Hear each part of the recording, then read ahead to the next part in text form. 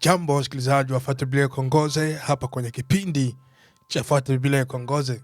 Ni mimi mtumishi Matoleo Birunga. Ninakuja ili tupate kuchangia neno pamoja. Basi tuko mkipindi cha sikukuu ya Pasaka. Hii ni sherehe kubwa kwa kila Mkristo. Ile inakuja ili niwatakie sherehe njema ya sikukuu ya Pasaka. Na tusome hili neno hili. Nasema hivi, ni katika kitabu chake cha Mathayo sura ya 26 na mstari wake wa pili. Katika kitabu cha Mathayo 26 na mstari wake wa pili nasema hivi: mnajua ya kuwa baada ya siku 2 itakuwa Pasaka. Mnajua ya kuwa baada ya siku 2 itakuwa Pasaka, na mwana wa Adamu atasalitiwa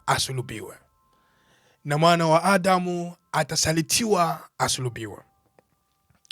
Alijua kwamba anaelekea kwenye ukomo ya yale aliyoyajia hapa duniani.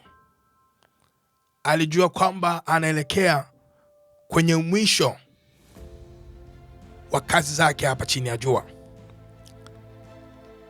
Alafu akawaambia, mnajua kwamba baada ya siku 2 itakuwa Pasaka. Mnajua kwamba baada ya siku 2 itakuwa Pasaka. Na mwana wa Adamu atasalitiwa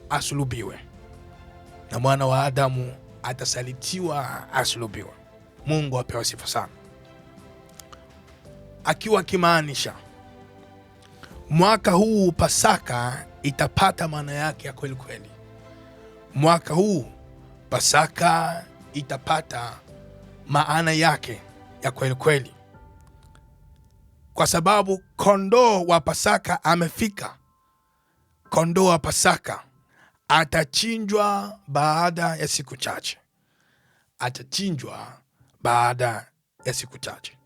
Tukimaanisha Yesu Kristo kama vile kondoo takatifu iliyotolewa na Mungu kwa ajili ya dhambi za wanadamu, atakuwa tayari kusulubiwa kwa ajili ya watu wengi, kwa ajili ya kuimarisha wokovu ya watu wengi. Basi nakutakia Pasaka njema na ubarikiwe.